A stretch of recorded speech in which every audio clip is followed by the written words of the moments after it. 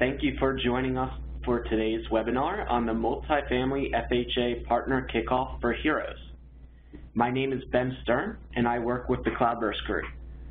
We are joined today by Tom Berniziak and Sarah Jensen of HUD's Office of Housing, as well as Liz Cepeda, Lauren McNamara, and Lauren Hayes of the Office of Environment and Energy. Before we get started, I would like to share a couple of housekeeping notes regarding today's session. This webinar is scheduled for 90 minutes. However, there is a chance that the session could run longer if needed. We are also expecting a large number of you in attendance, so all lines are muted. The session will be recorded and all materials have been provided to you via email and are also available in the WebEx suite. If you look at your WebEx control panel on the right-hand side of your screen, please take note of the following. Also, if the control panel may be located at the top of your screen for some of you. If you are looking at the control panel on the top of your screen, you'll see a button that says Return that will take you to the main WebEx control panel. For audio settings, if you are currently using your phone settings but you would like to change your audio settings from phone to computer, please be sure to click on the Quick Start menu on the top left of your WebEx screen and then go to the Audio Conference section. Be sure to switch the selection from phone to computer audio.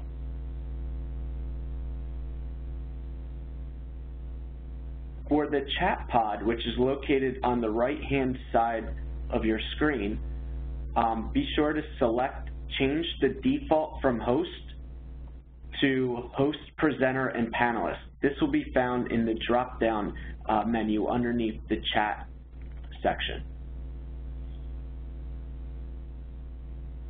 For the Q&A pod, all questions should be submitted through the question pod. By default, this pod is not automatically selected, so please now take the time to locate and click on the Q&A pod so that is added to your screen. You can find you can add the Q&A pod by looking for the Q&A icon, which is either at the top middle of your screen or the top right-hand side of your screen if you're in the Cisco WebEx Training Center panel. Just by clicking on the icon should add the Q&A pod to your control panel.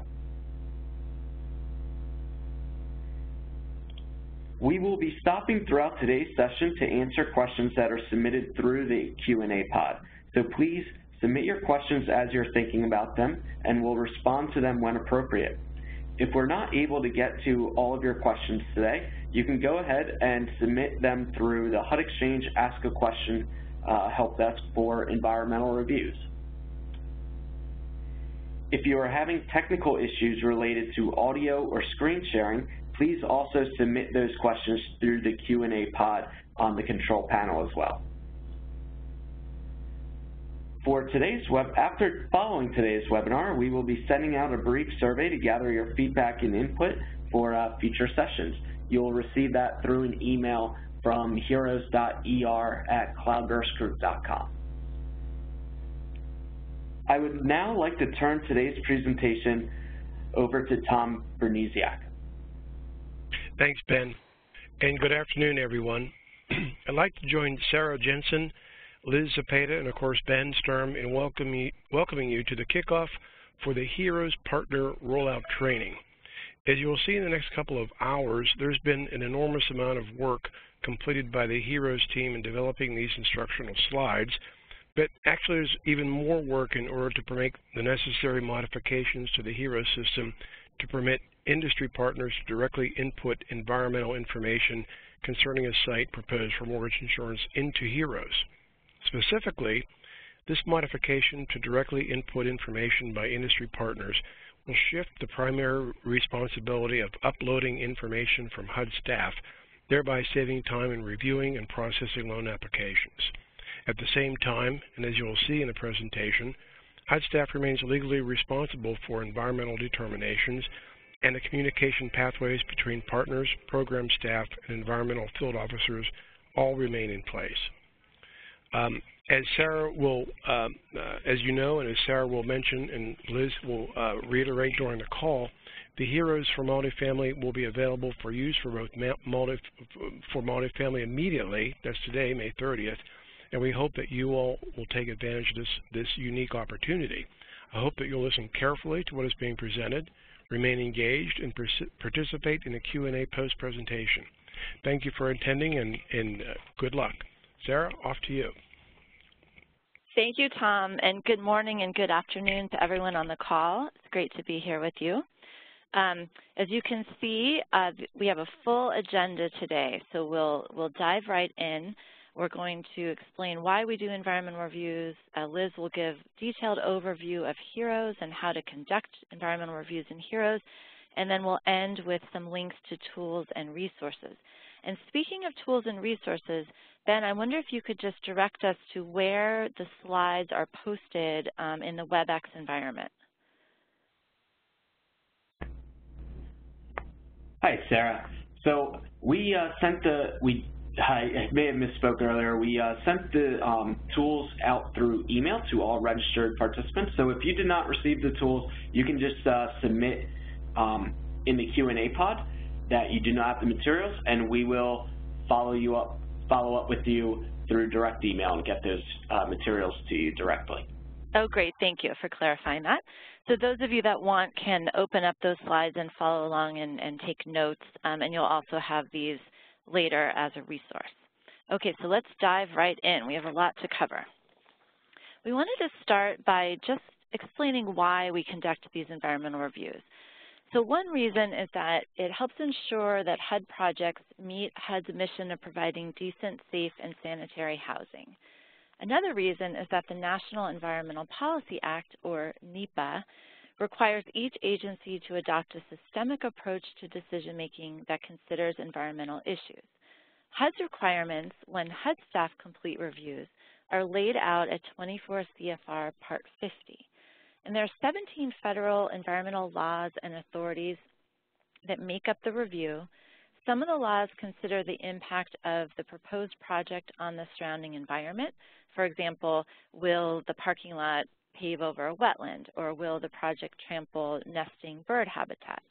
And some consider the impact of the environment on the project. So if the project is going to be right next to the interstate, that will have noise impacts on residents. Or if it's on a former industrial site, we want to consider the toxic hazards and make sure there's no pathway to our residents. Multifamily FHA has additional environmental requirements in Chapter 9 of the MAP Guide, and RAD also has its own environmental guidance. If we go to the next slide, one of the key parts about NEPA is that it requires that there be an environmental review record for every project or mortgage insurance project. And that environmental review record documents HUD's determinations and all of the backup documentation that goes into making those determinations. So for example, maps, emails with agencies, photographs, site plans, everything that goes into that environmental review record. One other aspect of NEPA is that the public has a right to review the environmental review record, and that's something that HEROS addresses. And HUD requires that all projects use correct formats. In the past, we had a paper form called the HUD 4128, and now we have a HEROS, an online environmental review system. And for the last couple of years, multifamily staff and RAD staff have been completing reviews in that HEROS online system. So what is the role of you, our partners? You have a really important role. So for both RAD and Multifamily FHA, we rely on you to prepare the supporting documentation that we need to complete the environmental reviews. And Liz, if you could go to the next slide. Thank you. So we rely on you heavily, and you are our partners in this truly. HUD staff must independently evaluate the work that you submit and certify and make the findings in the environmental review. We also supplement, correct, ask for additional information if needed. Some aspects of the environmental review can only be completed by HUD. So I'm highlighting right now contacting tribes. That must be done from HUD, not by a consultant. And there are a few other areas that Liz will be talking about throughout the presentation. The key to all of this is that it's really a collaborative effort. So we need to be working together, and the earlier we start and the earlier that you, our partners, can highlight potential environmental issues on the proposed sites, the smoother the environmental review will go. And another thing that's really helpful is, and I think HEROS, we all believe that HEROS will help, it'll walk you through and explain what is the documentation that we need in order to complete our review on the HUD side. So we're very excited to be opening HEROS up to our partners, and we believe this will streamline the environmental review process. And with that, I would like to turn it over to Liz Zepeda to give a HEROS overview. All right, thank you, Sarah. So what is HEROS? HEROS is a relatively new system. It might be time to stop saying it's new. It's been in use for about 4 years. And when we designed it, our goal was to standardize the environmental review requirements and formats across all HUD programs and regions. So we're replacing our program-specific formats, like the 4128, with a single system that works for every HUD project across all silos. HEROS was also designed to provide guidance throughout the environmental review process. So instead of asking you to go to our regulations and go to our program guidance, HEROS provides a little more instruction on how to actually prepare an environmental review and comply with all applicable environmental review requirements. So you'll see there are still some hiccups when it comes to partner users. The guidance especially tends to be more targeted towards HUD staff and responsible entity users. So you do all have to kind of be a little more on your toes and make some tweaks. But we think that the system is ready for you to get started and start using HEROS today. So this slide just gives you a kind of a preview of how HEROS looks before we get into the details, so you have a sense of what's coming. So various HEROS screens take you from selecting the sources of HUD assistance to defining the project, determining the level of review, complying and documenting compliance with all required environmental laws and authorities, and for environmental assessments, the additional analysis that goes into complying with NEPA. So since early 2014, we've been making HEROS available to kind of one program, one type of user at a time, so that we can focus on training each program and each user and addressing their individual needs. So as Sarah mentioned, HUD staff in RAD and FHA Multifamily have been using HEROS for a couple of years to do all of their environmental reviews. So now they are very ready to welcome you all into HEROS to help them out and cut out some of the extra paperwork that we've been doing before partners were allowed to use HEROS directly. So we made some improvements to the system last year. And we fixed one last remaining bug just last week, and now we're finally ready for you all to start using it. So you can start using HEROS now to assist with Part 50 environmental reviews for both RAD and FHA multifamily production environmental reviews. If you applied for HEROS access, you should be getting an email with your login ID and password so that you'll be able to access HEROS right away. You should be getting that email hopefully today or tomorrow.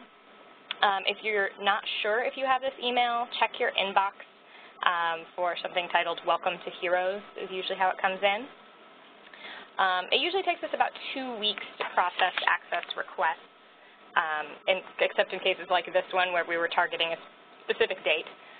So if you just requested access, please be patient.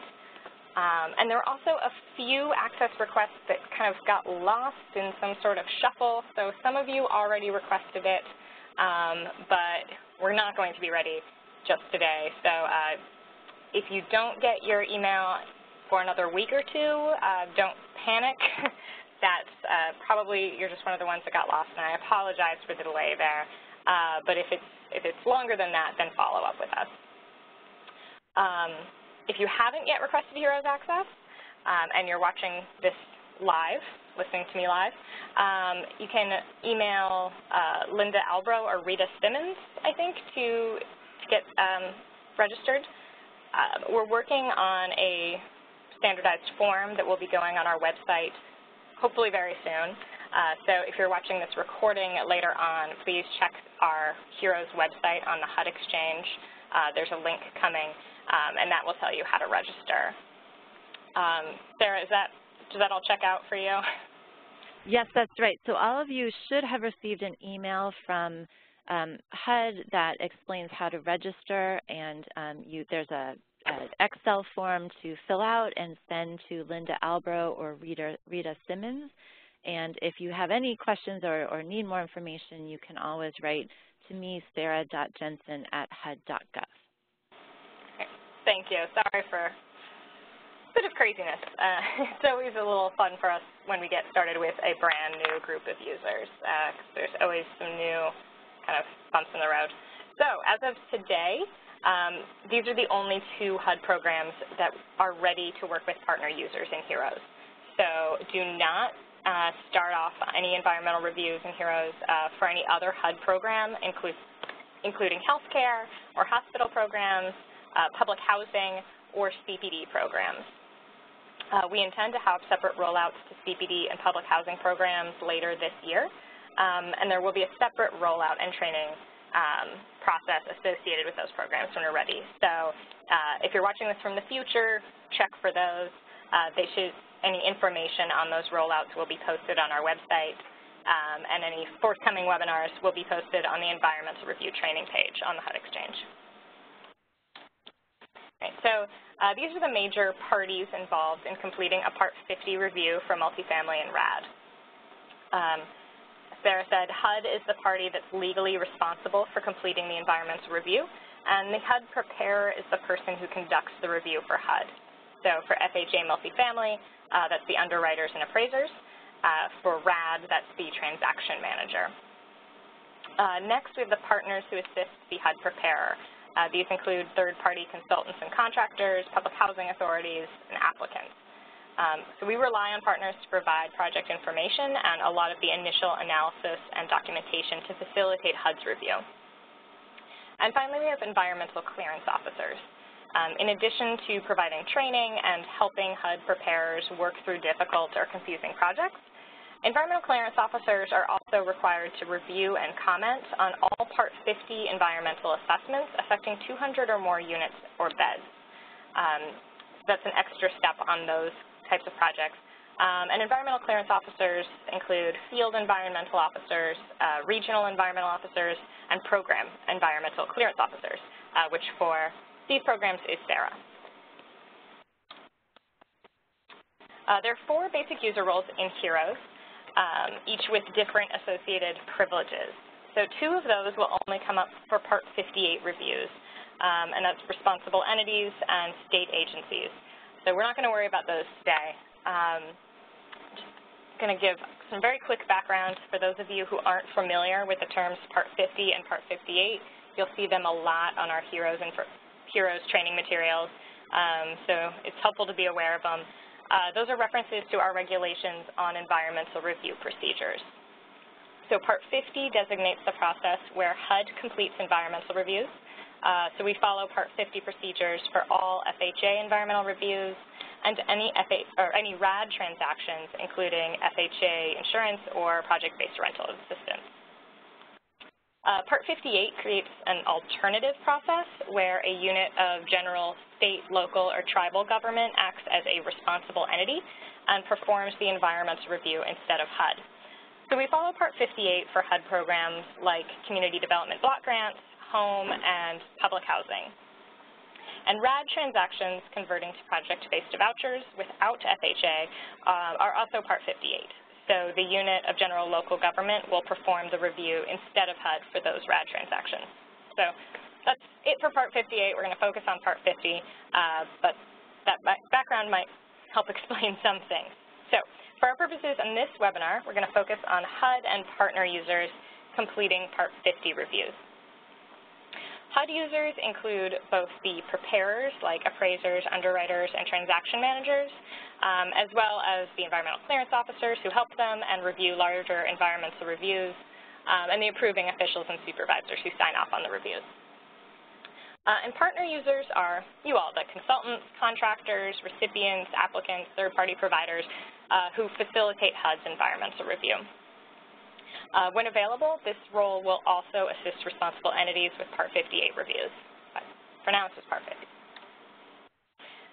We want you to see kind of how partner users are set up in the system so that you can see how you relate to one another.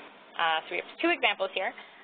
Jane Doe, who works for a consultant, and Joe Lender, who works for a lender. I'm really good at making up fake names. Jane is employed by Enviro Professionals, Inc., a beautifully named consulting firm. And in HEROS, Jane is associated with Enviro Professionals as her partner organization. Enviro Professionals is, in turn, registered to assist HUD with Part 50 reviews, so it's linked to HUD. For Joe, it's about the same. He's employed by this bank, which is also linked directly to HUD. So the user is associated with their partner, and the partner is associated with HUD or the responsible entity. So let's say that Joe's bank has contracted Jane's firm to help with a Part 50 review. As a consultant, Jane has edit privileges in HEROS, so she'll be the one who actually goes into HEROS and gets the review started. As a lender, Joe only has view privileges in HEROS. So once Jane is ready to share a review with him, he'll be able to review it, but he won't be able to edit it or make any changes. So even though there isn't any link between Enviro Professionals and U.S. Bank Co. in HEROS, Jane and Joe can still share documents with each other, and we'll talk more about how that works later. Again, we're not talking about Part 58 reviews, but if a city or public housing authority, whatever, ever wanted to hire Enviro Professionals to assist with a Part 58 review, we would just add another link in their profile so that that organization, that partner organization, is also connected to that responsible entity. And then we would just have to update Jane's profile to give her Part 58 privileges. So our next couple slides compare how the process is changing with this rollout. Right now, as partners, you're assembling various documents, maps, analysis, and sending that to HUD, whether by email, Dropbox, whatever method works. And then the HUD preparer takes everything you've sent them and inputs it into HEROS, including downloading all the documents you gave to them and uploading them into HEROS. So best case scenario, you use the partner worksheets, which kind of mirror the screens in HEROS so that the HUD preparer can easily follow the same steps and logic between your submissions and HEROS. But if you aren't using those worksheets or you're sending everything in one big Phase 1 PDF, it can create some big headaches for our HUD preparers who have to kind of translate all those submissions into something that works in HEROS. So starting now, we're streamlining that process by having you input your documents and analysis directly into HEROS. And this should be pretty familiar for those of you who are using the partner worksheets, as those worksheets are based off of HEROS. So this is the same slide from HUD's perspective. Right now they're taking all of your submissions, reviewing it to make sure it's complete and satisfactory, uploading everything into HEROS, and then making all findings and determinations that have to be made by HUD as the responsible party, getting all signatures. So even with these changes, of course, they're still going to have to do most of that. They're still going to be responsible for most of these steps. However, they won't have to do all the uploading and inputting of the initial project information. That means we're going to be duplicating a lot less effort, and that's going to make the environmental review process go a lot faster on all sides. HEROS is pretty flexible, so you don't have to follow these steps directly, but here's an illustration of how you might work together to complete a review in HEROS. A consultant partner like Jane will start off the review and enter the initial project information. This is one step that really isn't very flexible. If HUD staff starts a review, they can't assign it to a partner later on. That isn't by design, it's just a bug we haven't been able to fix quite yet. So that means that for reviews that are already in progress today, we recommend that HUD just finish that review the old-fashioned way without the assistance of a partner. But moving forward, partners should start any new reviews so that they can work on that review. All right. The partner is also going to conduct the initial analysis and upload any and all documents they want to submit to HUD. Jane can do all of this herself, or she can share responsibilities with someone in her organization. So, for example, compliance with Section 106 of the National Historic Preservation Act can require some specialized skills. If there's someone else in Jane's organization who's more of an expert on that, she might assign the review to them so that they can start entering information and uploading documents on the Section 106 screen. Then Jane can assign the review to the lender or applicant, someone like Joe, for their review. If the applicant has HEROS access, this should be relatively simple to do. Again, lenders have view-only privileges, so they can assign the review back to Jane to make any necessary changes, or they can assign the review directly to HUD when it's ready to go. And applicants don't need to have HEROS access at all. If they don't want to use HEROS directly, Jane can generate an output, which is a Word document that shows the environmental review record, everything that she's put into the system, and the applicant can just review that without having to actually log into HEROS. Once HUD has the review, HUD is responsible for reviewing the information provided and supplementing it as necessary to comply with all requirements. So in the Section 106 example, it will be HUD who actually completes the Section 106 consultation using the documents and analysis provided by Jane or her colleague. HUD will use the information provided by the partner users to complete any consultation, make any findings and determinations, and then certify the final review. At any time in that process, HUD may choose to assign the review back to Jane to provide more information. For example, if HUD looks at Jane's analysis and decides that we need a wetlands delineation, we'd probably assign the review back to her to upload that document and make the necessary adjustments to her analysis. Or if it's just something small, HUD may choose to work with Jane through email to get anything that's missing or any necessary clarification. It'll depend on the scope of the issue. All right, so now we'll get into the mechanics of how to complete your responsibilities in HEROS. First, we want to draw your attention to the cheat sheets we've prepared to help you complete this. Sarah mentioned these earlier. You should have gotten an email from Cloudburst earlier today with these cheat sheets. This will tell you what to enter in key spaces and how to answer key questions, whether that's the correct response we have for that program or a placeholder that HUD will replace later, or just some instructions on how much analysis you can complete. So we have one for FHA reviews and another for RAD reviews.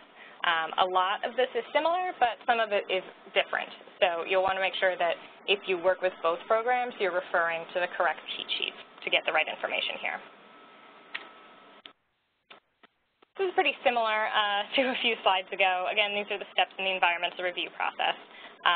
The good thing about HEROS is that it takes you through all of these steps with guidance and regulations integrated along the way to help make sure that you're completing each step properly and not missing any steps.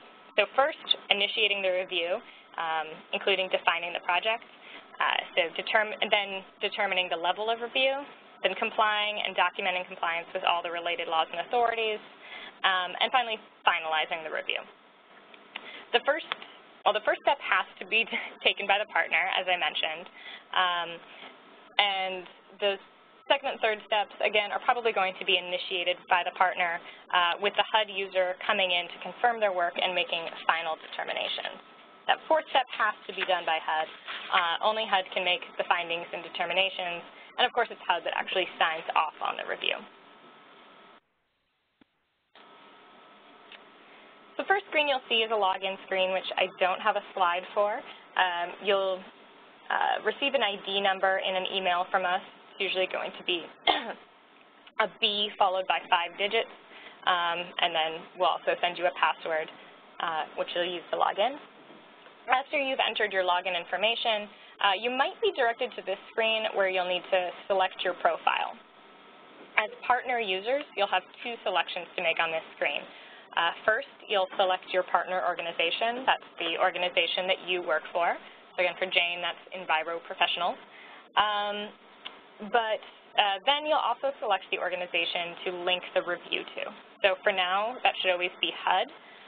But if in the future, again, Enviro Professionals was linked to one or more responsible entities under Part 58, they would also appear as options here. So in this screenshot, it's contemplating a future where we've rolled out to Part 58, and Jane can select for her review whether she's going to connect it to HUD, the City of Alexandria, or Fairfax County. So she'll want to make sure that she's selecting the right organization so that she can make a review that's tailored to that. Once you've selected your profile, you'll go to the My Environmental Reviews dashboard. When you have a review you're working on, either a review you've started or one that someone has assigned to you, they'll all appear here, and you can select one to edit. When you first log in, this will probably be blank unless someone has already assigned a review to you, and it'll start to build up as you work. So really quick, you might be wondering what I mean when I talk about a review being assigned. Each review in HEROS has one assigned user at a time, so only that current assigned user can edit the review. When you start a review, you're automatically the assigned user, and no one else can edit it until you assign it to them. If someone else assigns a review to you, you'll see it on your dashboard here, and you can edit it, and you'll be the only one who can edit it until you assign it back to someone else. When you want to start a new review, press Start a New Environmental Review to get started. So after you press that button, this is the first screen you'll see, Screen 1101, Review Type. So you'll select Part 50 when you're working with HUD on an environmental review. If your profile is set up correctly and you logged in with the right profile, you'll only be able to select the correct option, which is Part 50. Part 58 should be grayed out for all of you. But once you make that selection, you can't change it later, so it's important to be careful. If for some reason one day you log in and there's a bug here and you can select Part 58, you would be in trouble. So make sure you're selecting the right one. I don't know if that being a real bug. But. And this is the next screen after that, Screen 1105, the initial screen. Here you'll input a lot of the basic information on the HUD programs involved in the project and the HUD programs and parties involved. So this is a fairly complicated screen. There's a lot of fields. It can be a little tricky. So we get into a lot of detail on this one on the cheat sheets that we've given you. So these next couple of slides just show how we want you to complete this screen for both RAD and FHA multifamily. Each row represents a field on this screen. The middle row tells you how to respond to that field for RAD. The right column tells you how to respond to that field for FHA multifamily. And in all cases, it's HUD's responsibility to confirm all of your entries and enter any missing information, including replacing your placeholders with real information. I'm not going to go through all of this because you do have the cheat sheets, but make sure that you're referring to those so that you know how to complete this screen. And here's more on that screen, the long screen. At the bottom of Screen 1105, you'll enter information on the applicant or grant recipient, the HUD preparer, and any consultant, which is probably you. So first, search for the applicant or grant recipient to see if they're in the system. If you're working with RAD, all public housing authorities should be loaded into HEROS already, so you should find them here for RAD projects. One quirk I'd like to mention is that the search option is pretty finicky about organization names, so it's best to search organizations by location rather than name. I found that works a little bit better. Lenders and other applicants will show up only if someone from that organization has HEROS access. So by all means, please search for them so the review can be linked to them, but you might have to enter it manually, and that'll still work. It's fine. So this, if you search by Alexandria, you'll see all of our organizations in Alexandria. I might select that Public Housing Authority, and now that organization and their PHA code will show up here, and you type in their point of contact. Then you'd enter the HUD preparer, and the cheat sheets tell you whose name should go here. And finally, we have the consultant's information, which note the screen says complete this only if you represent a consulting firm or other contractor that's helping with the review. So if that's you, enter your information here. So this screenshot shows how this will look if a partner entered their information for a project with both RAD and FHA multifamily involvement following the instructions on the cheat sheet. So note the pull downs on the funding sources. First, you'll select the broader HUD program, and then you'll select the more specific program name. With RAD, there isn't a more specific program name, so it's just RAD. With FHA, you'd first select Multifamily FHA, and then in the next column, whether that's a 221D4, a 223F, a 223A7, whatever applies. Once you're done, you'll scroll down to the bottom of the screen and press Save and Continue to move on to the next screen. All right, say you're not sure what to enter in the project name. You should know because it is in your cheat sheet, but it's not in your cheat sheet.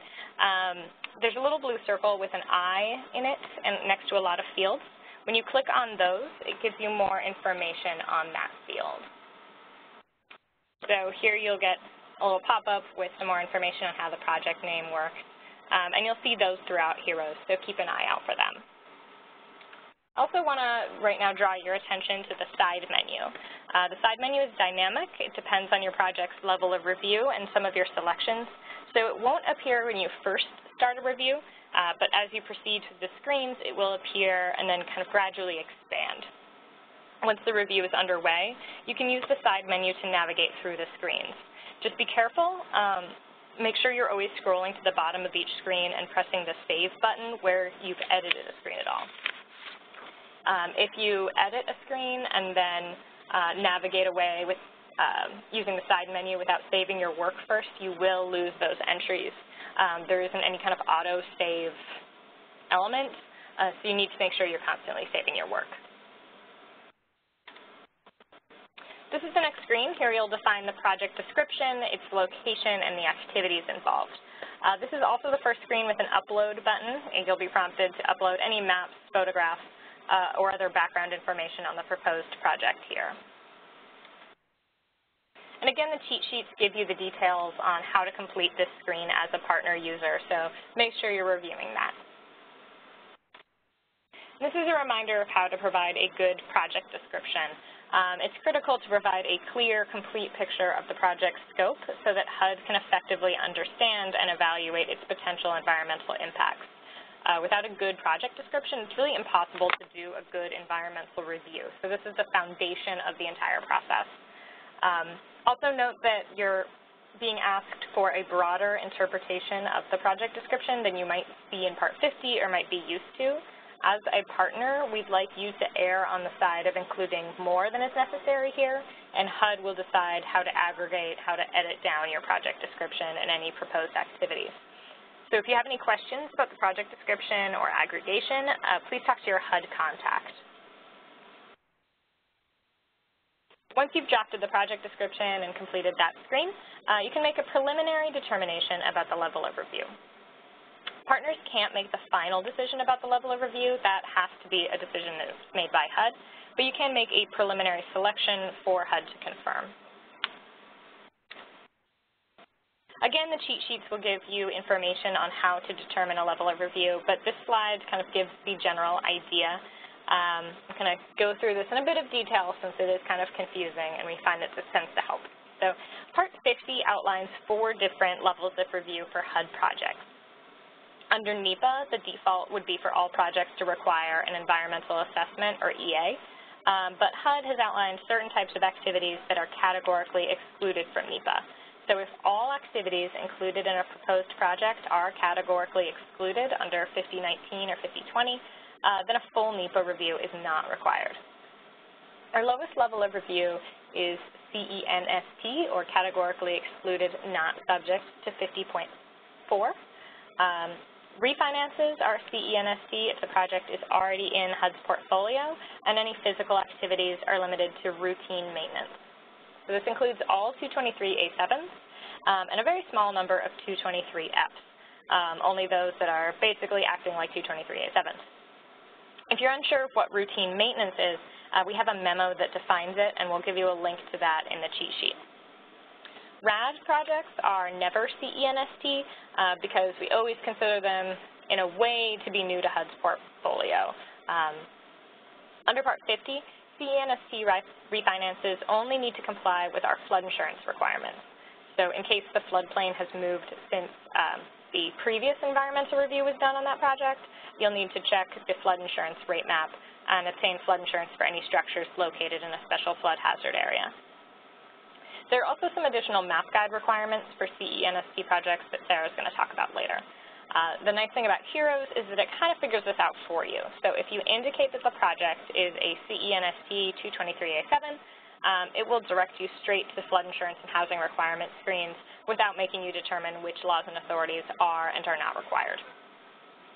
Our next level is CEST, or categorically excluded, subject to 50.4. And projects fall into this category if all physical activities are limited to minor rehab, essentially. Generally, this will be 223F and RAD transactions without any new construction or major rehab. The distinction between minor and major rehab for purposes of level of review is explained on the cheat sheet. It's also outlined in HEROS. If your project is CEST, you'll have to confirm that any rehab meets the regulatory requirements. CEST projects must comply with all the related laws and authorities listed in 50.4, which you might think of as Part A of the 4128, and some additional map guide requirements. Our last level of review that comes up pretty regularly is the environmental assessment, or EA. This is generally anything involving new construction, demolition, or major rehab. And again, this is the default. So if the proposal includes one or more activities that is not categorically excluded, it requires an EA. The 221D4s and RAD transactions with major rehab, new construction, or demolition are going to require an EA. And in addition to the related laws and authorities in 50.4, EAs require a full NEPA review. So that means you need to evaluate what we call the EA factors and EA analysis. This roughly corresponds to Part B of the 4128, so you'll need to answer, but you'll also need to answer some new questions, and Sarah's going to talk about that a little more later on. Another twist for EAs that I mentioned already is the environmental clearance officer has to be given the opportunity to review and comment on the review if the project affects 200 or more units or beds. And finally, we have the environmental impact statement, or EIS. This is required for projects affecting 2,500 or more units or beds, or if it was found to have a significant impact on the human environment, and in some cases, if the noise analysis finds that the project is in an unacceptable noise area. These are relatively rare for HUD projects. We don't include an EIS format in HEROS. If it does come up, contact HUD as soon as possible to plan a course of action. And this is what the level of review selection looks like in HEROS. You'll need to select both the level of review, and if it's categorically excluded, you'll also select the specific categorical exclusion in Part 50 that says that this project doesn't require a full NEPA analysis. So, for example, if it's CENST, you check first this bubble, choosing categorically excluded, not subject to 50.4. And then way down at 5019B21 would be the appropriate selection for a 223A7 or a CENST 223F. If you are working with a minor rehab refinance, this is how you would select it. You'd select categorically excluded subject to 50.4, the rehab selection, and this refinance selection. And finally, if it's an environmental assessment, there isn't a lot to do. Just choose environmental assessment. You would only have to check the box next to that if it was elevated to an environmental assessment due to extraordinary circumstances. So, for example, a minor rehab project that for some reason was found to trigger extraordinary circumstances. If you don't know what extraordinary circumstances are, if you want to review that, there's a text tip here. So you could click on that blue dot for more information on what we would consider extraordinary circumstances. And now I'm going to turn it over to Sarah for a couple slides. Okay, thanks, Liz. That was a lot of information. I thought maybe I would step back just for a minute. It occurred to me that we didn't at the beginning clarify that HEROS, as of May 30th, 2018, is optional for partners. This is not required. However, we strongly encourage you to use it because it will help streamline environmental reviews and help you get your deals closed faster. So just wanted to make sure that we had said that. And Liz laid out already, but I just wanted to reiterate that consultants will need to sign up and get full access in order for this to work. And lenders, it's really your choice. If you'd like to get access to HEROS, you'll be able to go in and see. You can look at all the documentation within the system, and it might be a really helpful tool for you. You can choose not to sign up, and you can review all the information outside of the system. So that's up to you. Okay, so talking about this slide now, both Liz and I have mentioned 50.4, the 17 laws and authorities that are part of the environmental review. These are triggered by environmental assessment and by the categorical exclusions that are subject to 50.4. So here they are. These should be familiar to you from using partner worksheets. And we have lots of guidance on the HUD Exchange with background information about why, what the law is and what we're looking for in terms of compliance. And HEROS also gives you lots of helpful information. And Liz is going to walk through a couple of the laws and authorities in more detail. We've also mentioned a couple times that there are additional MAP requirements. So if we go to the next slide. And when Liz gave the HEROS overview, she made a really important point that I want to repeat, which is that HEROS was designed to work for all HUD programs, not just housing programs. So it includes programs that responsible entities are doing, and community development block grant and public housing. So it will not capture all the nuances that are in the MAP guide or the RAD guidance. So you have to make sure when you're using the system that you're aware of additional requirements. So on this screen at the top, there's a list of MAP guide requirements. So lead-based paint, for example, asbestos, radon. Those actually are captured by HEROS, and there's a HEROS screen. And so at the beginning, when you identify what kind of project you're doing, if you check multifamily housing or RAD, this screen will automatically populate in HEROS, and you'll be prompted to put in compliance information for all of these items. And there's some helpful guidance about what compliance documents HUD is looking for. So that is covered.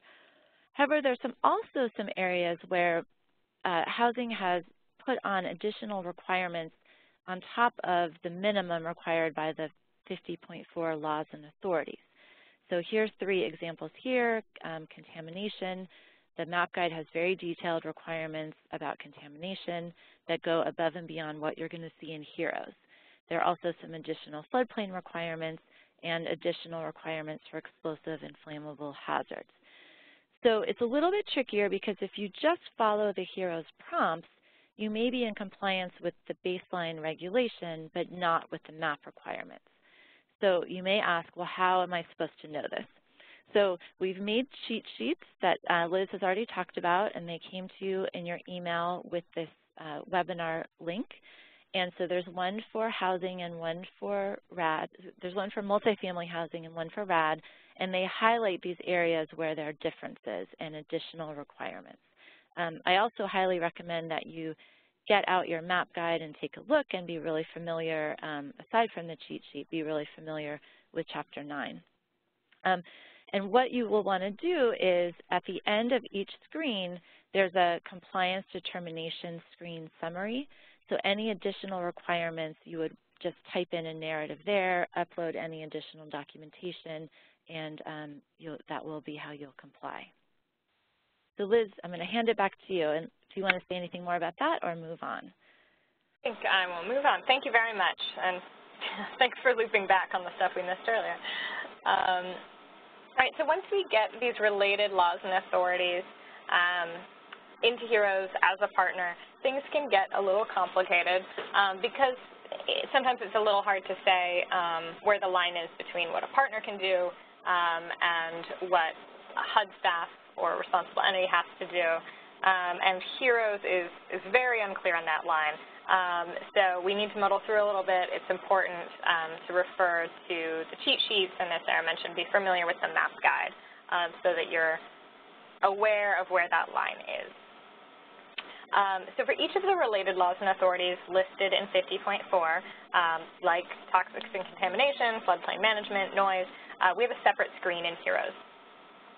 Each screen directs you through a series of dynamic questions and prompts to help you determine whether the project complies with that requirement. So you might only have to answer one question. You might answer 5 or 6, depending on whether there are any complications. When you've gotten through all the necessary questions, you'll be directed to the screen summary, where you'll enter a compliance determination and upload all your documents.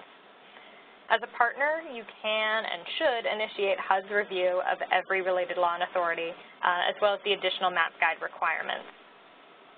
For many of these, you should be able to figure out whether the project complies with the factor, and then HUD will confirm whether we agree with your conclusions and that you've provided sufficient documentation to back up your conclusions.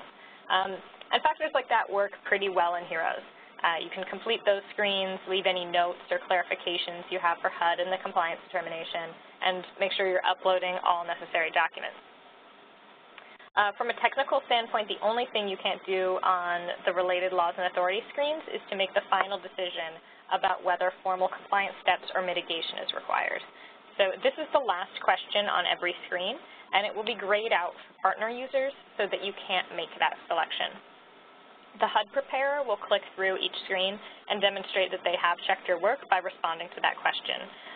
So in a couple slides, we'll show how that works. Don't worry if that didn't make any sense yet. The problems really come into the laws and authorities where there are steps that a partner can't take. For example, partners should not begin Section 106 consultation under the National Historic Preservation Act. They shouldn't do Section 7 consultation under the Endangered Species Act or the 8-step process under Part 55. Similarly, any factor that requires mitigation measures or other changes to the project, you should make suggestions, but the final decision is HUD. If you recall the partner worksheets, those kind of cut you off right at the point where a partner had to stop what they were doing and turn the reins over to HUD. And unfortunately, HEROS doesn't have that level of specificity or clarity, so we do need to do some workarounds.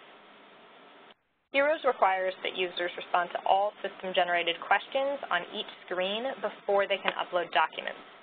So, where you're not legally able to comply with all requirements, you should respond to all questions using your best assumptions and suggestions, and be very clear about where you're only making recommendations for HUD's approval. In the compliance determination section of each screen, you'll describe any assumptions you made and clearly state which responses are merely preliminary or suggestions for HUD. HUD will review your recommendations and notes and use them to finalize the screen as necessary. And if none of that made sense, I'm going to show a few examples of that very soon. You might recognize these partner worksheets. We made these to help partners submit project information in a way that's consistent with HEROS before you're able to use HEROS. Unfortunately for us now, they were a little clearer about what you can and can't do than the actual HEROS screens are. So these can be helpful to refer to if you aren't sure about where that line is. There are a lot of individual prompts to upload documents in HEROS. There's at least one on each of the related laws and authority screens, and there's also 1 or 2 on a lot of other screens. In some cases, you'll get a generic prompt to go along with an upload. For example, upload any supporting documentation here. In others, you'll get something more specific, like upload a flood insurance rate map with the site marked, or upload a completed 8-step process. It's important to be aware of these prompts. In some cases, you'll need to use a little judgment to decide whether an upload is required, optional, or not possible from a partner user. So, for example, when HEROS says upload a flood insurance rate map with the site marked, that's required. When it says to upload an 8-step, that is a required step, but it has to be done by HUD. So you'll have to leave that unuploaded when you're done so that HUD can finish that up. If it just says upload any documentation, that's generally optional. So use your best judgment to determine whether an upload is really required or whether your responses speak for themselves. It's also really important that you upload all documents in the correct space. So upload your floodplain map on the floodplain screen, your wetland map on the wetland screen, your phase 1 on the toxics and contamination screen, etc. In the past, we've been a little lax on this, but we're kind of cracking down now. So we're requiring that all uploaded documents actually go on the screen where they are requested so that HUD can find them easily. You don't want the HUD preparer to have to be digging all over the review to find your documents, because that's going to slow the review down. This is the screen summary, where we summarize compliance with all the related laws and authorities. After you select the level of review, you'll be directed to this screen. It's only going to show the laws and authorities that are required based on the level of review you selected. So if the project is the ENSC, like a 223A7, you'll only see flood insurance and housing requirements here. Otherwise, you'll see the full range of laws and authorities listed in 50.4. This table itself is not editable. I often get questions from people saying, I can't enter anything here, and that's by design. This screen only summarizes information that you entered on the related law and authority screens. So you can access each of those screens by clicking on the hyperlinks in the left column. You can complete those screens in any order, but as you complete them, you'll see this table start to fill in. In the right column, you see the compliance determination. HEROS generates some preliminary suggested language, but you should edit that text to elaborate on your conclusions. And in the middle column, it shows the response to the question, are formal compliance steps or mitigation required?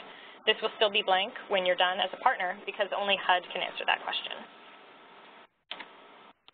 So in the next few slides, we'll look at the related laws and authorities that we anticipate creating the most confusion as we roll out to partners, and we're going to start with floodplain management as an example. These slides basically have the instructions from the cheat sheets. So for floodplain management, you should create a ferment with the site marked, determine whether the project is in a floodplain, and make a recommendation to HUD about whether any exceptions in 55.12 exempt the project from Part 55 or the 8-step process. You should not complete the 8 or 5-step process yourself, but you should assist HUD with that analysis. In turn, HUD will review all your entries and documents and complete the 8-step process or 5-step process as required. So, how does that actually look in HEROS? Each screen will look about like this when you first arrive. You'll see a summary of that law or authority at the top of the screen and a link to the HUD Exchange for more information. Most of these links are old, so they won't stay one CPD, but they redirect to our current website, which is the HUD Exchange, where we have a lot of information on each of these related laws. The questions are dynamic and they build on each other, so you'll get one question at a time, and after responding to each one, you'll press next to proceed to the next question. You should respond to each of these questions as completely and accurately as possible to determine whether the project complies or can, with mitigation, comply with that law. So the floodplain management screen actually starts with an unusually long and difficult question, which is, does an exception in 5512C apply? If it did, you would select the applicable citation here. So say, for example, you were working on a project that was rehabilitation of a waterborne vessel. You would select 5512C11 and press next. At that point, you'd be directed to the screen summary because that project is exempt from Part 55 and no further analysis or documentation would be required. Of course, if you selected that for RAD or FHA multifamily, we'd not be very happy with you because that's not an eligible activity under those programs. You can't do any waterborne vessels, although I've seen it selected. So in this example, our project is not accepted under 5512C. It is in a 100-year floodplain, and an exception in 5512A applies, which means the project will require the 5-step process. This means a partner cannot complete the full analysis because only HUD can take responsibility for that 5-step. So the next question creates kind of a technical problem. You'll be prompted to describe all mitigation measures, and you must enter text here before you can proceed to the screen summary and upload your documents. However, mitigation measures will not be officially defined until after HUD has completed the 5-step process. So in situations like this, where you have documents you need to upload, but you're not legally able to comply with all those requirements, we suggest using your best suggestions for HUD to respond to all questions. It's really important that you be really clear about what is merely a suggestion or recommendation, so we ask you to set it off in some way, like we did here by stating in the comments, note from partner in all caps. that kind of sets off that this is only a preliminary recommendation for some mitigation measures. When you've completed all required questions, you'll be directed to the screen summary to summarize your compliance. A compliance determination will automatically be generated for you, but you should also use this space to leave any notes, comments, or suggestions you have for HUD. And again, it's important that these comments be clear about which responses are final and which are merely advisory. So you should be very clear about that. And again, we've set off our partners' notes in all caps with some asterisks. So next, you'll upload all of your supporting documentation down here. And as you can see, the final question is grayed out and can't be answered. A HUD user will have to come in after you to complete the screen by answering this question. Now we're going to really quickly look at the same screen from HUD's perspective. So after you've finished your portion of the review and assigned it to HUD, they'll review all of your entries and documentation and confirm that they agree with everything. So if they do see any issues, they can choose to correct them themselves or assign the review back to you depending on the severity of the issue and the workload involved. HUD staff needs to be especially mindful of updating and confirming any findings, determinations, consultation, and other steps that can only be made by HUD. For example, here, HUD would update the mitigation measures suggested by the partner with final mitigation measures identified during the 5-step process. Then at the screen summary, HUD will need to carefully check every field. HUD should update the compliance determinations with any updated information. So in this case, to explain that the 5-step process was conducted and to explain any important outcomes from that process. HUD will also upload any new documents, in this case, the completed 5 steps. In others, that might be documentation of Section 106 consultation or consultation with the Fish and Wildlife Service. And finally, HUD will respond to that final question about whether formal compliance steps or mitigation is required. So if that question remains blank, that'll be a quick visual indicator that HUD has not finished this screen yet. One important note to HUD staff is that it's really easy to accidentally lose a lot of work when you're working with these screens. If you change any of the answers above, that will delete any text entered by your partners in the screen summary. Because of that, it's really important to save the Word document version of the environmental review record so that you can pull any text from there if it's lost in the system. So we're going to talk more about that later. But if I went back and changed one of these responses, my compliance determination would reset kind of to the factory settings, so I would lose all the notes entered by my partner user. So make sure you're being aware of that. You might just copy and paste it somewhere else before you change answers, but you always have the environmental review record, the fallback, if you lose everything. So make sure you're keeping that in your records. All right, so next we've got wetlands protection, which is pretty similar. Here you should provide a national wetlands inventory map showing the project's proximity to any wetlands, as well as any secondary reference sources if those are useful to back that up or support it in any way. If there are wetlands, you should work with HUD to decide how to proceed. HUD will decide whether to consult with the Fish and Wildlife Service about any wetlands or require a delineation survey.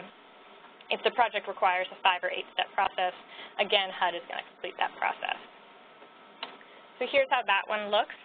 First, you'll be asked if there's any new construction as defined in Executive Order 11990, which includes essentially any ground disturbance.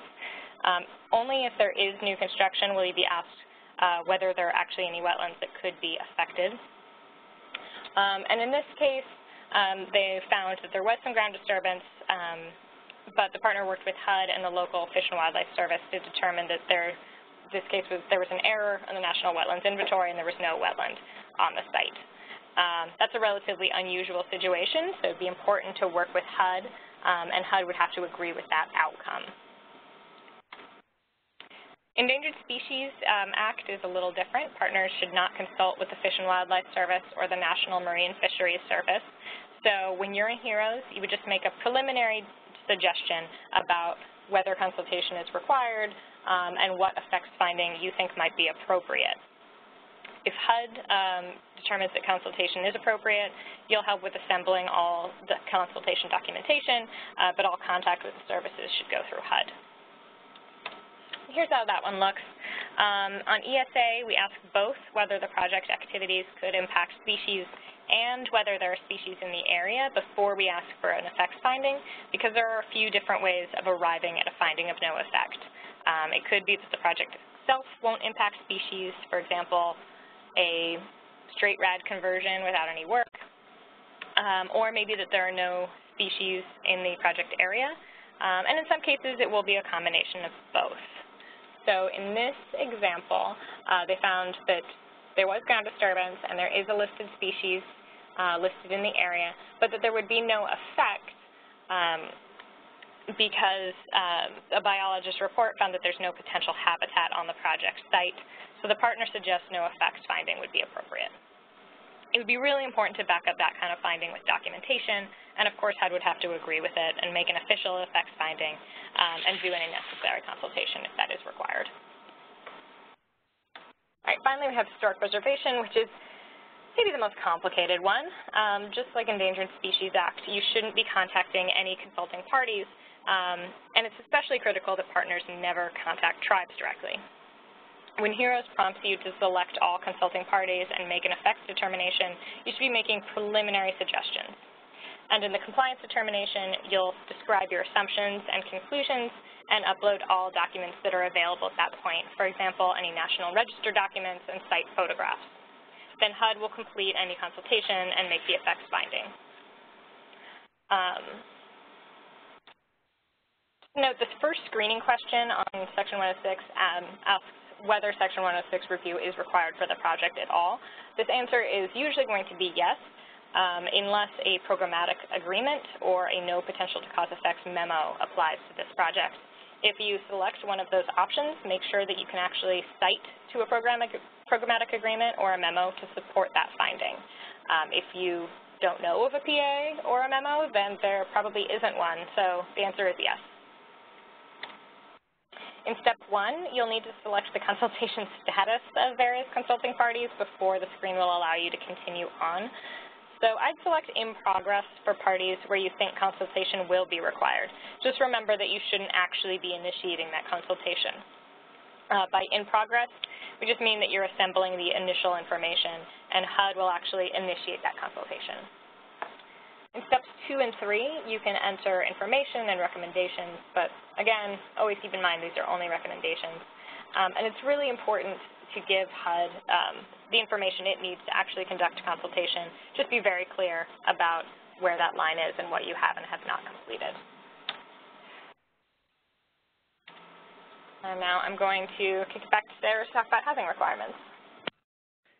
Okay, thanks, Liz. This is the famous housing screen that we've mentioned a few times. So this, again, will pop up every time you are doing a multifamily FHA or a RAD project. So moving to the next screen, for multifamily FHA, the housing screen will show up at all levels of review, including categorically excluded, not subject to. So for 223A7s or 223Fs that are acting like 223A7s, this screen will pop up. And we did some research to determine which of the housing requirements apply in that scenario. And you can see here some guidance. This is in the cheat sheet as well. And really, there's not a whole lot that is triggered at that level of review. So a lot of you are probably thinking, well, we don't get involved in this level of review. Why are you sharing this information? So this is something that is new. This is new information, so please make a note.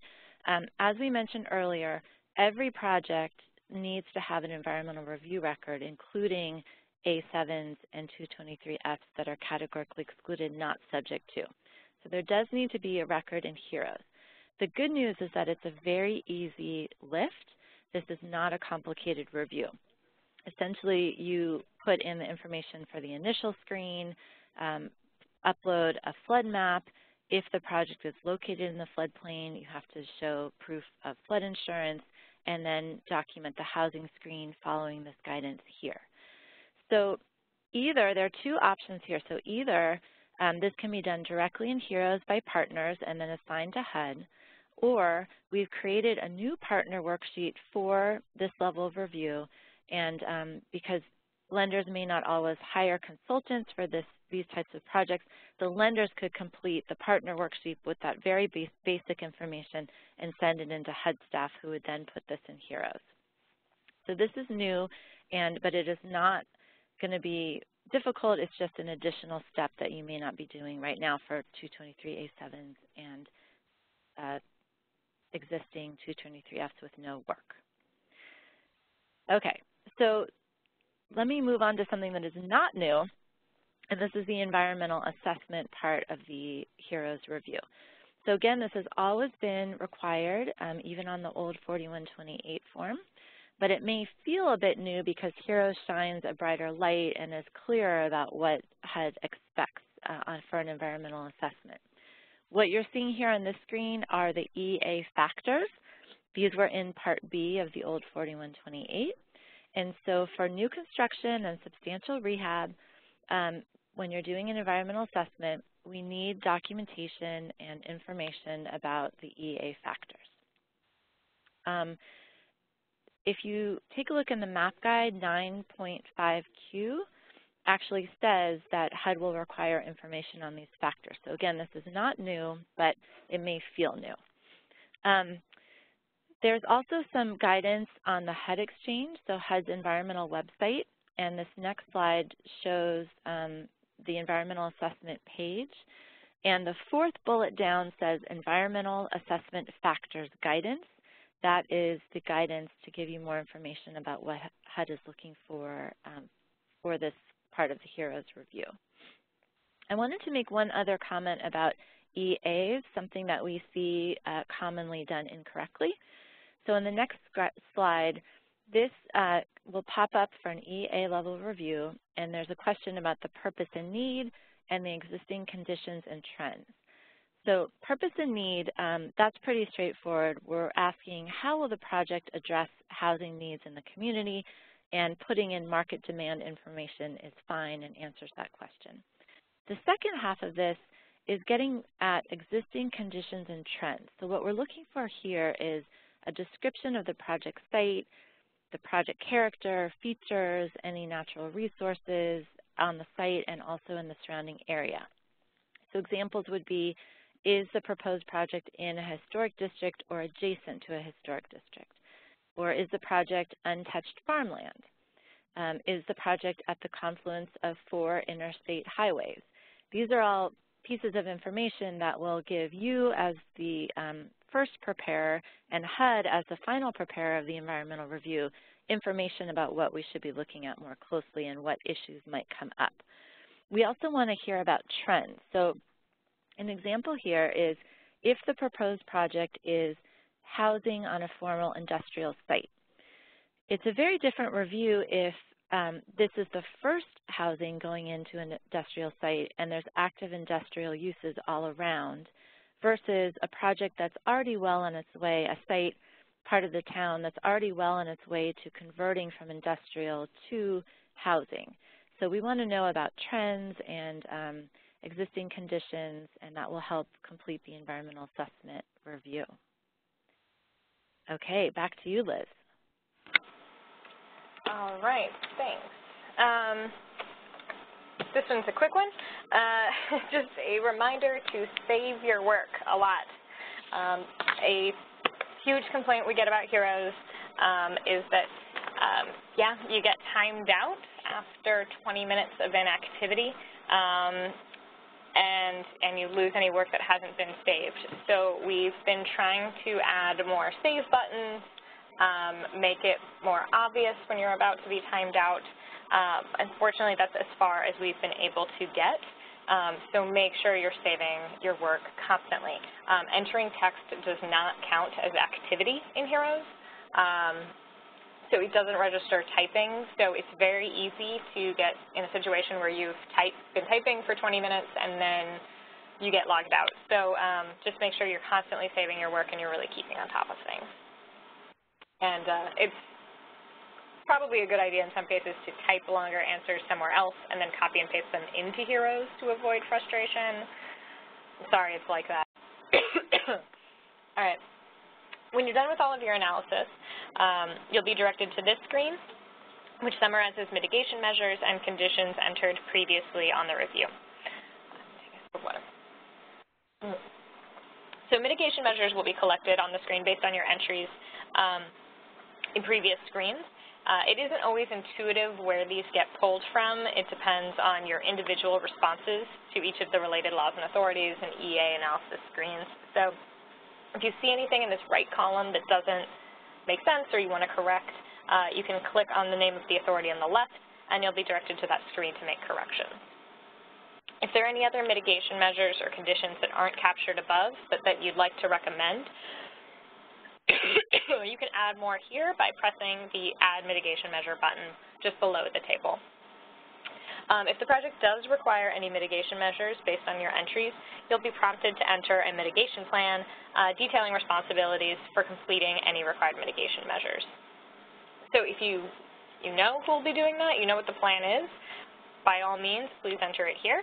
But as partners, you might not be able to provide that information, so you can just enter placeholder so that you can proceed on to the next screen.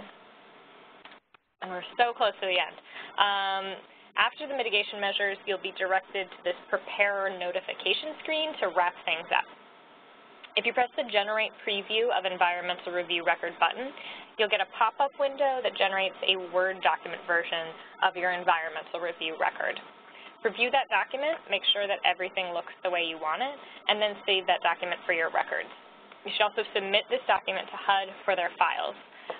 As I mentioned earlier, it's way too easy for HUD to accidentally delete text you entered in some places, so we really want to have this environmental review record as a backup in case anything gets lost. So this is a really important step. Make sure that you're saving that environmental review record and submitting it to HUD. Once we have your environmental review record ready, or once you have it ready, press the red Assign Review button in the upper left to assign the review over to HUD. See that over here. Before we get into assigning reviews, this is what the environmental review record looks like. Your files are going to appear as hyperlinks, and any text you entered will be shown here. There will inevitably be some blank spaces as the environmental review record won't be complete when the partner's part is complete. Things like the certifications and findings, there are these screens that you don't have access to, so those fields will be blank, and that's fine. But do make sure that everything that you wanted to have entered here does show up on the environmental review record. Let's see, this will continue on, and there's an appendix with your individual responses on each of the related laws and authority screens, as well as all the documents you've uploaded. So if you're an applicant or you work with an applicant who doesn't have HEROS access, this is also a helpful document to send to them so that they can review everything before you send it to HUD if they'd like to do it that way.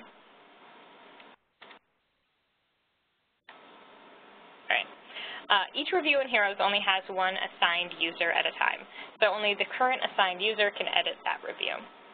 When you're can you go back one slide? I just wanted to make one comment. So the only thing is that if the lender or applicant does not have access to HEROS, those links as part of this file will not work.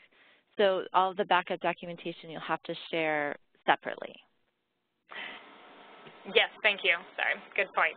So you'll be able to see the summaries, but to actually get in and see the phase 1 or any of the studies, that will have to be shared separately if the applicant or lender does not have HEROS access. Yeah, those links will just kind of direct them back into HEROS, so they need to use those. Thank you for pointing that one out.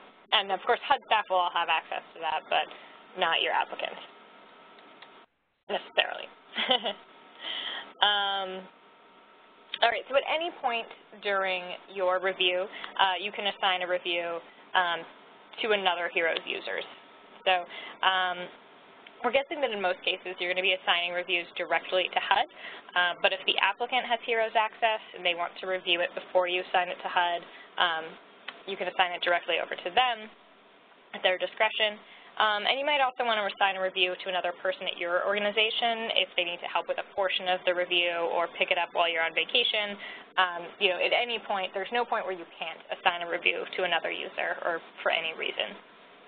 As long as they have the necessary privileges to view or edit that review, they'll be able to pick it up. When you're ready to assign a review to HUD, the screen and the cheat sheet says who it should go to. FHA reviews should be assigned to the underwriter or appraiser assigned to the project, and RAD reviews should be assigned to the financing plan transaction manager. It's a good idea to always check with the recipient before assigning to make sure they're available. Once a review is assigned, you can't pull it back yourself. If you need help reassigning a review, you'll need to get an admin user for help. Technical branch chiefs have admin privileges, so they can reassign a review if you need that. And it's best to just kind of check first so that you don't need to pull it back. Once you know who you're assigning to, search for them by first or last name. Their name is going to appear in this upper table along with their role, email address, and location so that you can confirm that you have the right person. Alternatively, there's a table in the lower half of the screen that shows all of the review's previous assigned users. So if you started the review, it's only going to show your name, and this isn't terribly helpful. But this does save a step if you're assigning a review back to the previous user or any previous user. So click on the name of the person you want to assign to, whether they're on the top or the bottom table, whether they're the only name that appears. You still need to select their name and make sure that their row is highlighted. And then you'll enter any comments in the text box provided. Once you press assign, both you and the person you assigned the review to will receive a confirmation email with the name of the review and any comments you entered. Also want to draw your attention to this assignment history screen. You can get to this screen by the dashboard and the View Assignment History button. And it'll show you everyone who has been assigned a review, when the review was assigned to them, and any comments that were entered by the person who assigned the review to that person. So keep this in mind. It's important to be careful about any comments you enter when you assign a review to someone else because everyone else will be able to see that comment. So, you don't want to enter anything snarky here because it will be saved here forever and everyone can see it. So just be aware of that.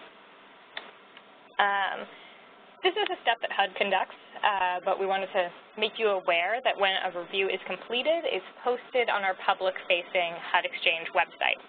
Environmental review records are public documents that legally have to be available for public review, so HEROS is helping us meet those transparency requirements. It's important to keep in mind that these documents are public, so don't put anything in an environmental review record that you wouldn't want online. If you have any questions about how to handle private information, check with HUD first. Hopefully, if you're watching this, you have HEROS access already. We're sending many people their login information today, and if you don't get it today, hopefully you will get it very soon. And we already mentioned this earlier. If you still need to get access right now, contact Linda Albro. If you're watching this in the future, check our website for registration information.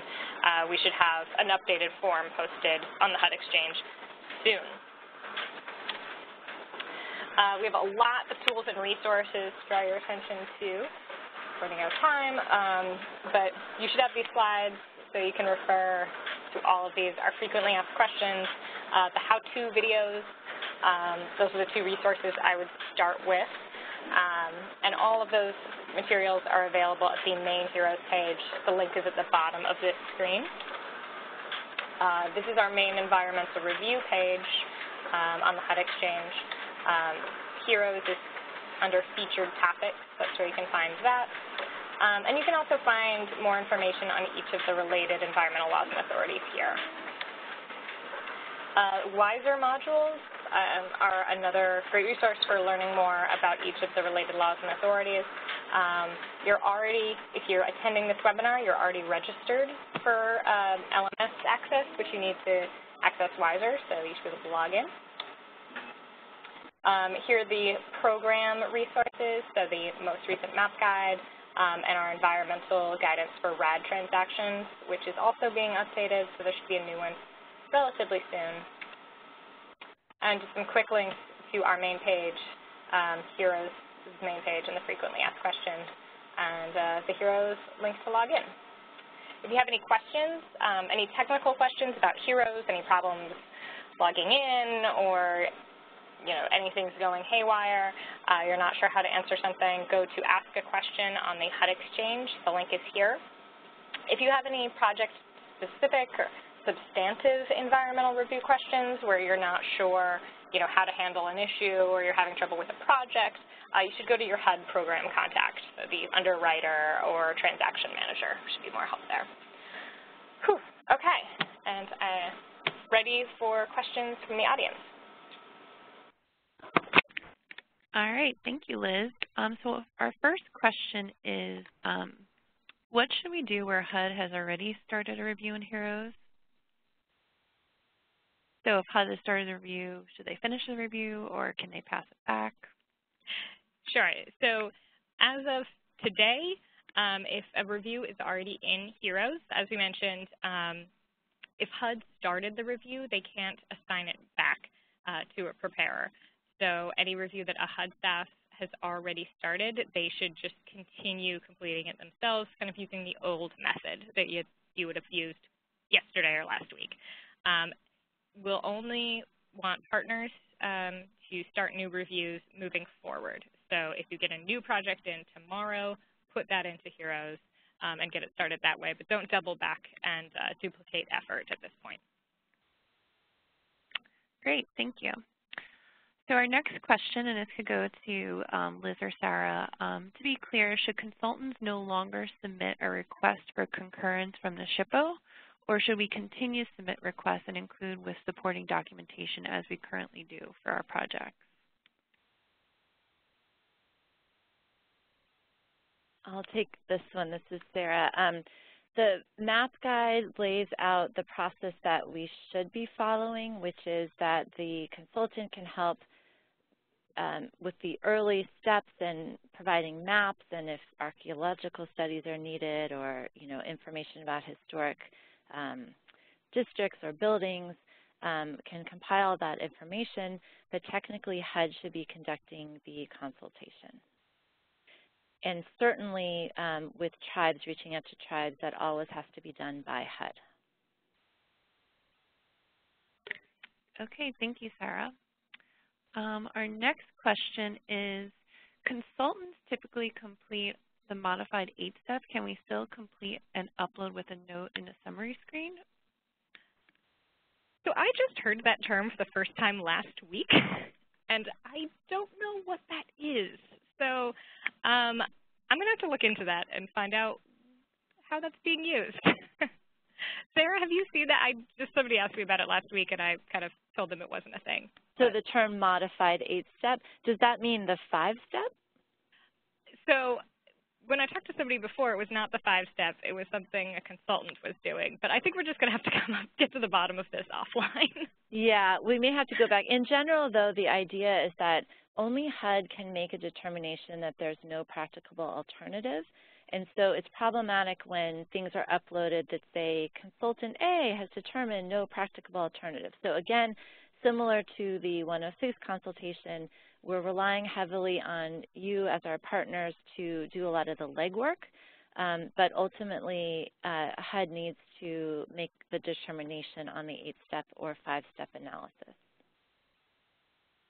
So certainly you can upload documentation, but I think this is an area where you need to be talking with your HUD contact and collaborating early.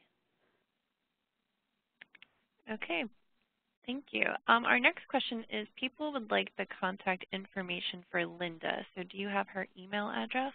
If you just provide her first and last name again.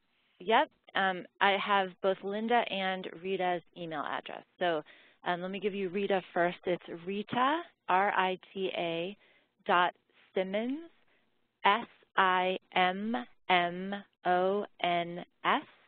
@HUD.gov. And the chat box is blocking. Okay, Linda is linda.albro, A-L-B-R-O, @HUD.gov.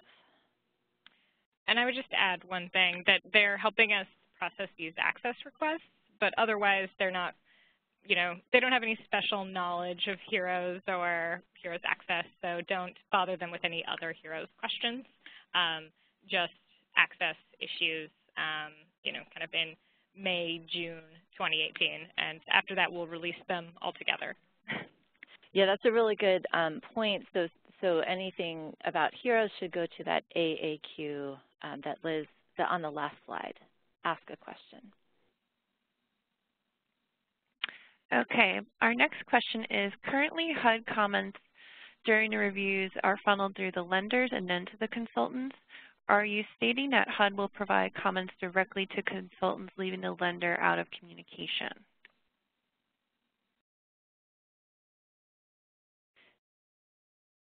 Okay, that is a good question. We're not intending to change the process, but I can see how that might happen with the way the assign button works, especially if the lender is not in HEROS.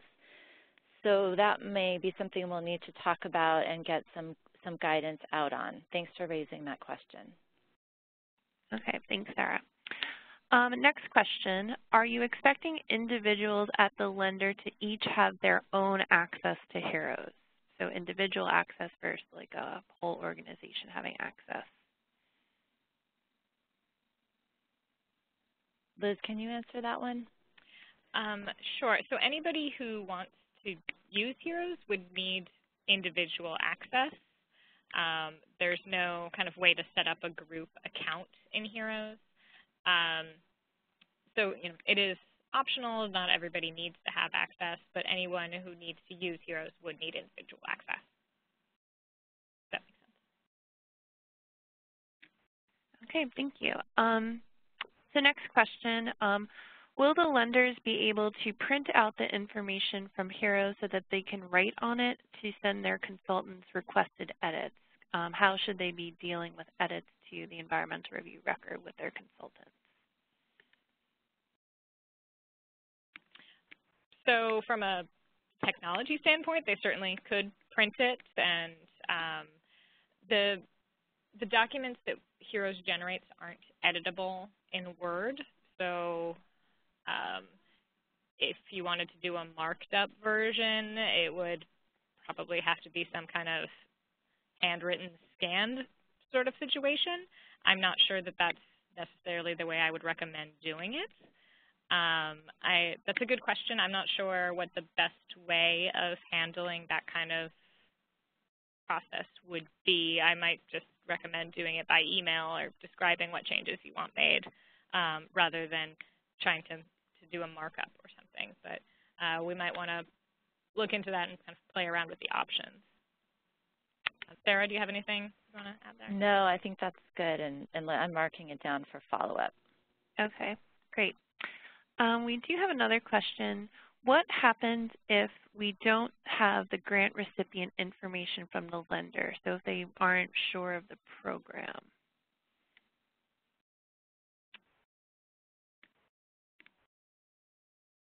So my first thought is we have on the cheat sheet, we indicate places where you could put a 0 or something, but if you don't know the program, it's going to be really hard to move beyond the first screen in HEROS.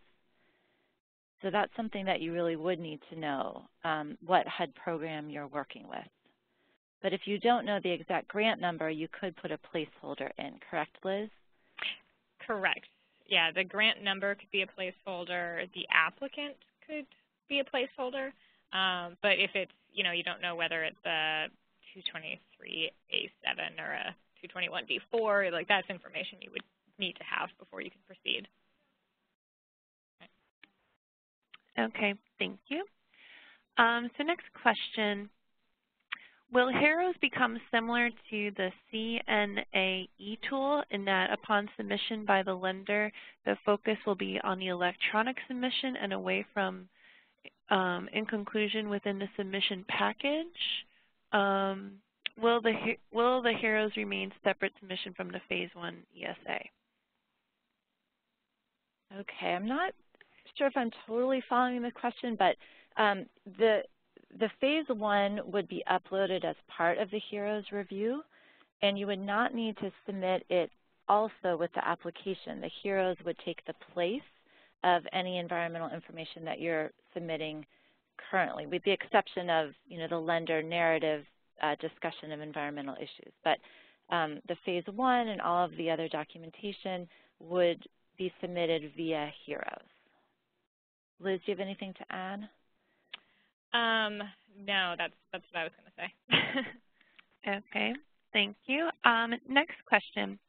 Do we have to document 223A7 deals in HEROS? So yes, this is new. This is new information today. And I saw another thing in the chat was asking, do we have to do a phase 1 for 223A7s? No, it's a very limited, very short environmental review. And I believe that you are all sent the new partner worksheet with the cheat sheets. So I think, Ben, you can correct me if I'm wrong, but I think that that went out to everyone on this call, our new partner worksheet. So basically, you put in information about the project, that initial screen, and then the only documentation is floodplain and flood insurance if it's required, and then the housing screen, and there are only a few things that have to be documented on that housing screen. So we are going to need information in order to complete that review, and it'll be a choice of whether you go ahead and do that directly in HEROS or send in the partner worksheet so that HUD does that step. Okay, thank you, Sarah. So our next few questions are related to Part 58, but I just see a non-Part 58 one, so I'll quickly ask that one. Can we assign the project to someone else within our consulting organization prior to assigning to HUD? Yes.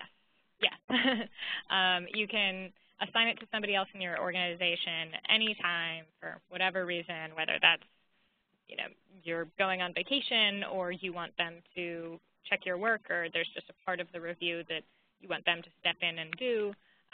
You can assign it to anyone else from your organization or really another organization to review if that works for your process.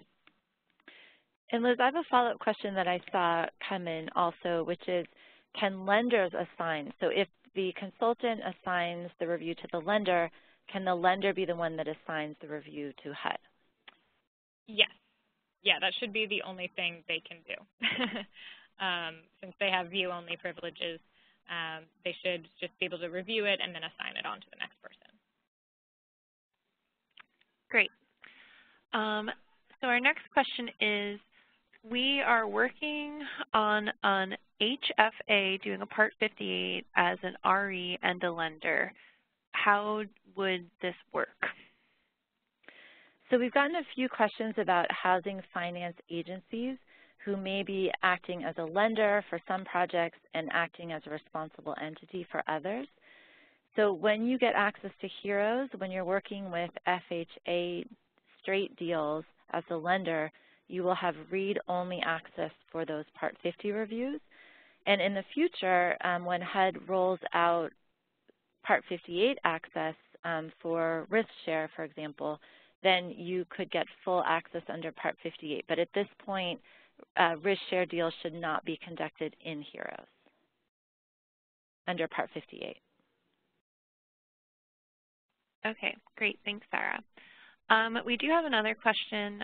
So I'm just going to combine these two. When will HEROS be ready for Part 58?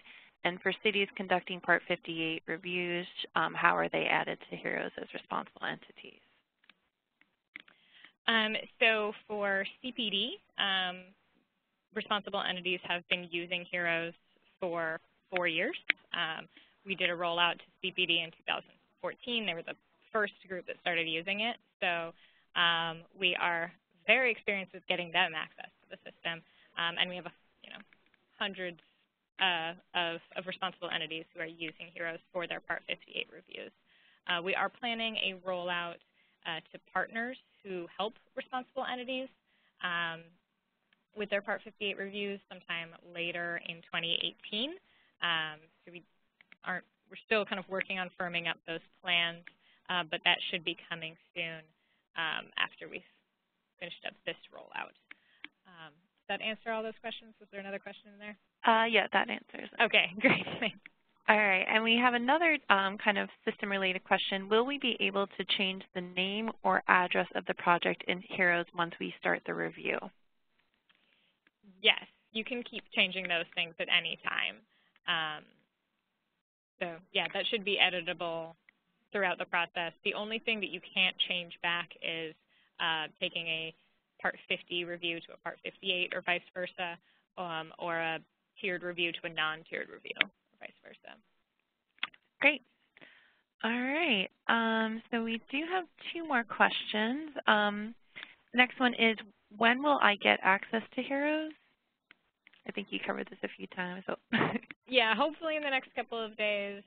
Don't panic until it's been a couple more weeks since one group did get lost, and we'll need a little more time on them. I would say those of you that submitted access requests before May 1st, you should be getting access today. And those of you that submitted access requests after May 1st, it may take a little bit of extra time. Thank you. I didn't know when that station happened. All right. And do lenders have to get access to HEROS? That is completely optional. So as you've sort of seen, I think, on some of these slides, if lenders do have access, they can go into the system and review the consultant's work and look, pull up all of the links, look right at the Phase 1, at any reports, all in HEROS. So that might be attractive to some lenders. But if you choose not to, you don't want to have another system that you're dealing with, you can ask your consultant to just print out the summary, and then maybe you've set up a Dropbox or something to drop in all of the attachments, and you can do the reviewing outside of the system as well. So it's completely up to you. HUD has no preference. All right, thank you, Sarah. And we do have another question. When will the use of HEROS be required instead of only encouraged? That I don't think we can answer at this point. Or Liz, can you? No, I'd agree with that. Hold that question. It looks like there was a question, Lauren, about size. Is there a limit on the size of documents that people can upload into HEROS? Okay, so in our user guide, it says that the maximum is 50 megabytes, but we have been known to upload larger documents. If you run into any documents that you are unable to upload, please let us know. Do ask a question, but we have not had any issues with uploading documents. When we designed the system, we took the largest Phase 1 we could find, and we times it by 4 and said that's what we needed for individual uploads. So we haven't run into any issues with uploading very large documents. The system is designed to handle Phase 1s, maps, everything. One note I would make on uploads is that HEROS does not handle uploads with special characters in the file name. I usually include a slide about this, but forgot this time. But if you have any special characters in the file name, HEROS does go kind of haywire, and it has a pretty persnickety view of what's a special character. So if you ever do see a problem with an upload, my first check is always to see what the file name is and if there's any special characters. So that's something to keep an eye on, but we certainly designed the system with an eye towards Phase 1s, Phase 2s, humongous documents. Great, thanks, Liz. And we're about 15 minutes over, so I think we'll just wrap it up here. Thank you, Lauren. And Sarah, is there anything else to add? No, thank you so much for sticking with us, everybody, and we look forward to you using HEROS, and cheers to a successful rollout. Thanks, everybody. Thank you, Ben. Thank you, everyone.